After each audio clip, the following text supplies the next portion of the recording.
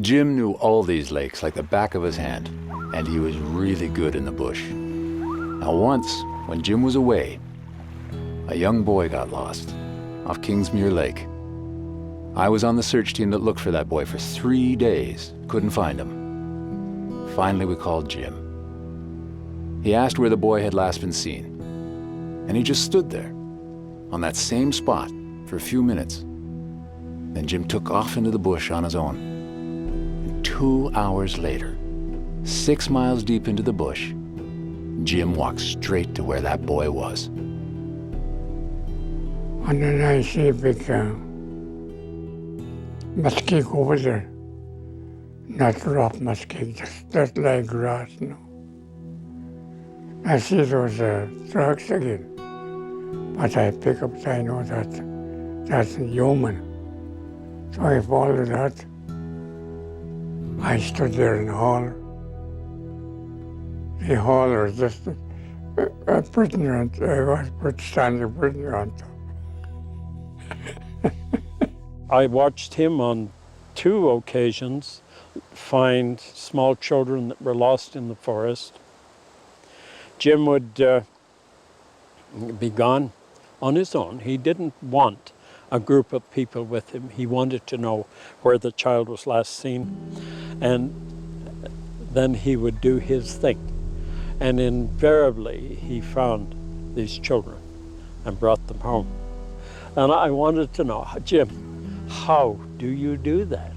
How can you go into the forest and tell a child's track in the grass and separate that from the wild animals that roam throughout this forest? I don't remember meeting Jim Settee in my childhood, but the story of the lost boy stayed vivid in my mind. I was 25 when I had my first opportunity to meet Jim, and I felt like I was meeting a legend. He was speaking at the Park Community Hall about First Nation and Métis history.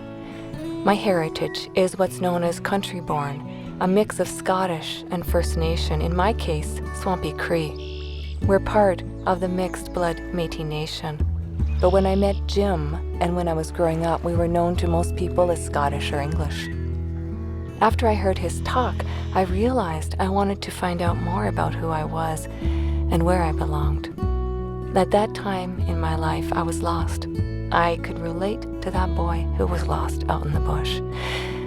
I said, "Mr. Settee, you won't remember me, but I'm one of Andy and Dorothy's daughters." And he took my hand, and I still remember how soft his hands were and how warm. And he said, he looked at me with this great gentleness and this twinkle in his eye, and he said, 20 years after working with my folks, are you Jeannie? And I said, yes. He said, I remember you. I remember you sleeping in a basket on the porch of your parents' cabin. And we were all working around. And we just kept working and working, and you slept and slept and slept. And in that moment, I just really felt why Dad was moved by him. I just felt really special in that moment, that he gave me a gift in that moment. He gave me the gift of a memory of my family, and he gave me the gift, in that giving, he gave me this gift of saying, I know you, I remember you, here's a piece about you.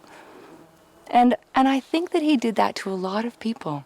I think that was one of the ways he gifted people. It was just this feeling that when you were in his company, that you were special. Yeah. And after that, I started to visit Jim. And he became for me, although I didn't visit him a lot, every time I visited him, he gave me something very important that in a way brought me home to myself.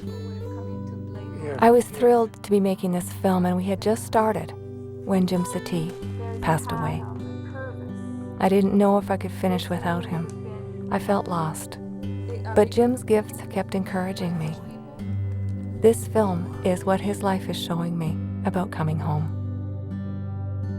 Jim Settee gave the gift of being remembered, the gift of connection and caring. To the Cree, this sense of kinship is the heart of what is called Wahkohtowin, one community. Wahkohtowin is a sample of all of us in this room are relatives in the Indian way. We are all related because we share the same livelihood. The air we breathe, the land we walk on, the relationship that we develop, how we treat each other. And Jim embodied that. Whether you were a non-native or native or a relative or not a relative in the blood sense, he honored that in you, and that's my attraction to him was very much that experience, that being felt honored by Jim.